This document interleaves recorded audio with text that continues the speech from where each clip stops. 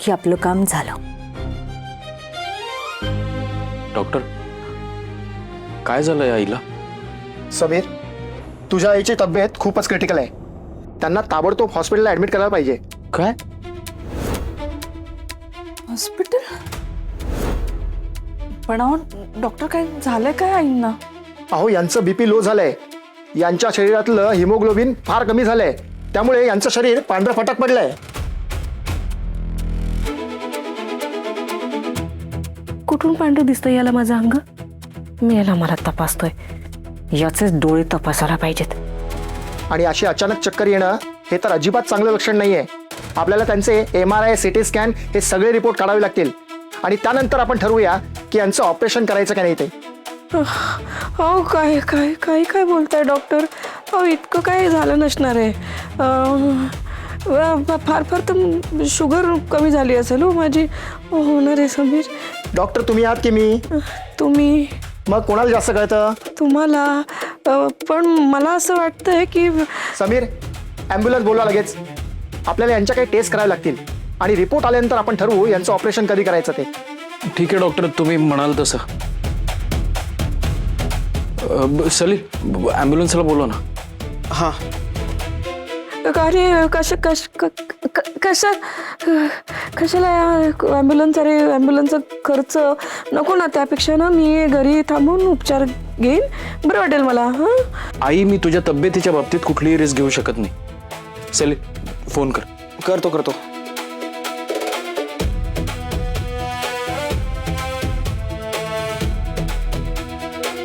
काहीतरी कर दीदी, काहीतरी कर, नाहीतर मला हॉस्पिटलला भरती करतील हे सगळे मिळून. कर ना काहीतरी. आई आई आई आई हो बोल. मी काय बोलू आता? आई, हे सगळं आता आपल्या हाताबाहेर चाललंय ग. Hello ambulance. अरे कशाला ॲम्ब्युलन्स वगैरे? ठेव तो फोन. अरे किती काळजी कराल रे. कसली सोन्यासारखी पोरत माझी. नका रे, मी बरी आता. हे बघ आता मला बरं वाटतंय बघ. बरं आहे आता. आता हे बोलायची वेळ आहे का? तू डॉक्टरांना बोलवजा. अरे पण आता या वेळेला कसे येतील डॉक्टर? किती वाजता बघ ना. मग थांब, मी फोन करतो त्यांना.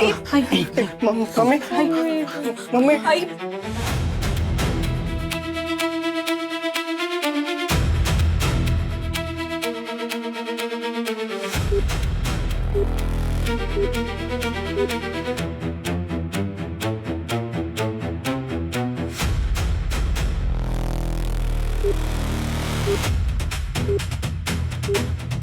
नेमका डॉक्टरांचा फोन पण आत्ताच एंगेज लागतो.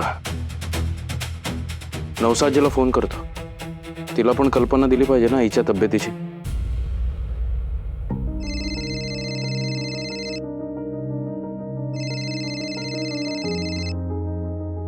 जगदंब जगदंब. समीर, अरे निघालात काय रे? हो आजी, अगं निघतच होतो, पण इथे एक प्रॉब्लेम झालाय. आईला अगं अचानक चक्कर आली आहे. मी डॉक्टरांना फोन करतोय, पण आजी आईला बरं वाटलं तर ठीक आहे, नाहीतर तिला अशा अवस्थेत सोडून तिकडे येणं जरा अवघड वाटतंय मला. समीर, काय ग, हसतेस का तू असे? अरे हसू नको तर काय करू.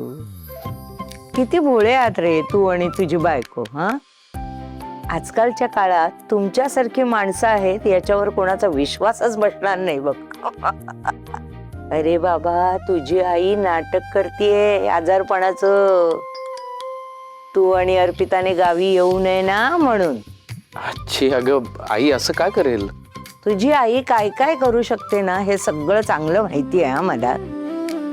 तुला खरं खोटं काय ते बघायचंय का? मग आता मी सांगते ना तसं कर. डॉक्टरांना फोन करून बोलावूनच घे. फक्त ते आले की त्यांना सांग मी जेवढं सांगते तसंच आणि तेवढंच सांगायचं, कळलं? मग बघ तुझी आई कशी बिना औषधाची बरी होते ते. हा, नाही आजी, असं काही नाही होणार. अगं तिला खरंच बरं नाही वाटत आहे. अरे तू फक्त मी सांगते ना तसं कर आणि मग बघ. आई, अगं तुला लवकरात लवकर हॉस्पिटलमध्ये ऍडमिट करावं लागेल. अरे हॉस्पिटल मध्ये काही नको. हे बघ मी हे बघ मी बरी आहे. हे बघ हे बघ हा, हे बघ एकदम एकदम फिट. हे बघ हे बघ आई आई बस. मी बरी आहे. आई एवढं पटकन बेरिंग सोडशील असं वाटलं नव्हतं ग. तुम्ही जा हा. गावाला जा तुम्ही. देवीचं दर्शन करून घ्या. मी बरी आहे आता. जा तुम्ही. बघाय ताई, नाहीतर आपण हॉस्पिटलला. नाही नको कशाला. काही गरज नाही. मी बरी आहे डॉक्टर. मी एकदम बरी आहे. ठीक आहे समीर, आता तरी तुझ्या आईची तब्येत ठीक वाटते. काही वाटलंस तर क्लिनिकला घेऊन या ना. हो, हा? चालेल. ठीक आहे, येतो मी. आई नक्की बरं वाटतंय ना? हो रे हो. चेहरा किती मलूल झाला होता आई तुझा. हो ना रे. हा? एकदम कसतरीच झालं मला. आता बरी आहे. तू काळजी घे, आराम कर 4 दिवस. हा दीदी लक्ष द्या आईकडे. आहे, दीदी हा? आहे. तुम्ही जा. काही लागलं तर मला फोन करा. हो, हो. जाऊ आम्ही. हो. समीर, आपण आईंना खरंच या अवस्थेत सोडून गावी जायचंय का? अहो हो अर्पिता मॅडम, देवीची इच्छा आहे आपण तिच्या दर्शनाला यावं म्हणून तर तिने आईला एवढं लवकर बरं केलं. हो की नाही आई? हा? हो ना. चला आता लवकर चला, उशीर होतोय आपल्याला. हा चला येतो. हा चल चल चल चल.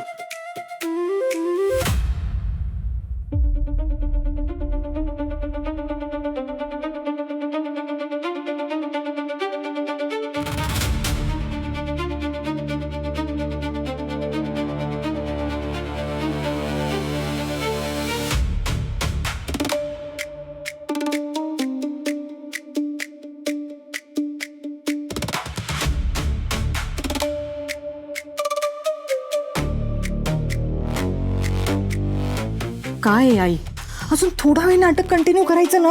तुझं काय जातंय बोलायला? एक तर काडीची मदत केली नाहीस, नुसती आई आई आई करत होती. म्हणून नाटक करायला काय झालं होतं, त्या डॉक्टरने जवळजवळ मला हॉस्पिटलमध्ये पोहोचलं होतं. माझ्या नाका तोंडात नळकांड्या असत्या. तुला काय जातंय बोलायला? जाऊ दे, जे काय व्हायचं ते होऊ दे. हे परत आले ना की मग बघू काय करायचं ते.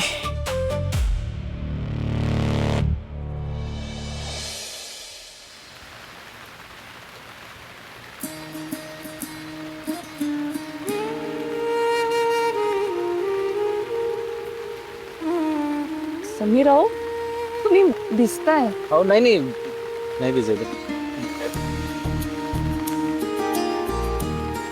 पावसामुळे मातीचा वास किती छान येतो ना. सुगंध सुगंध. हा. गावची हीच मजा असते ना अर्पिता मॅडम. हे वातावरण, ही शांतता. म्हणजे मुंबईत काही मिळेल, पण हे वातावरण आणि ही शांतता नाही मिळत. आता आलोय ना गावी.